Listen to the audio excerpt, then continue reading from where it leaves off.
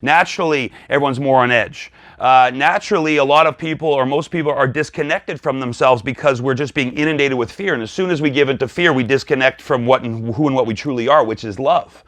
So what's the best thing we can do? Is to simply keep our vibes up.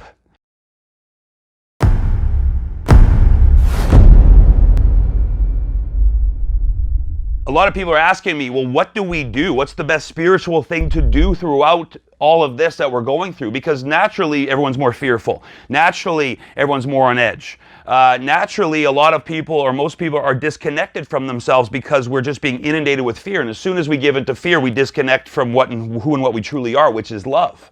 So what's the best thing we can do? Is to simply keep our vibes up. And there's a bunch of ways that you can do that, of course. But the easiest way, or the most fundamental way, is to keep your mind in check and to do your best to not give into the fear. Because again, we're going through a lot individually and collectively. So not only are we individually feeling more fear than usual, but we're also feeling the collective energetic fear that is collective humanity right now. And so it's really important to make sure that you're feeding your mind all the good stuff. And most importantly, and what today is really all about, it's about getting rid of the darkness. And when I say darkness, we're not talking about evil necessarily. It's just that low vibrational shit, that fear.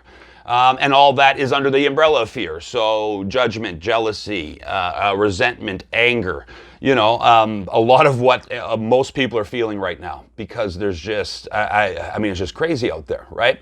So that's what they mean when we're talking darkness. We're not talking some scary shit or like demons or anything like that. It's just that low vibrational stuff that we can often allow ourselves to fall into and live from.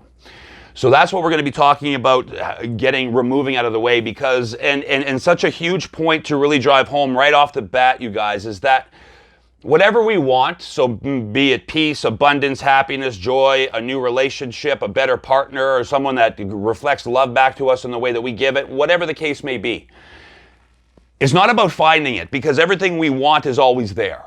It's literally right with us at all times. The problem is that there's usually a shit ton of stuff in front of it. So it's not about finding what you want or creating even what you want. It's about removing what's in the way of what is already there so we can allow ourselves to see it and therefore experience it.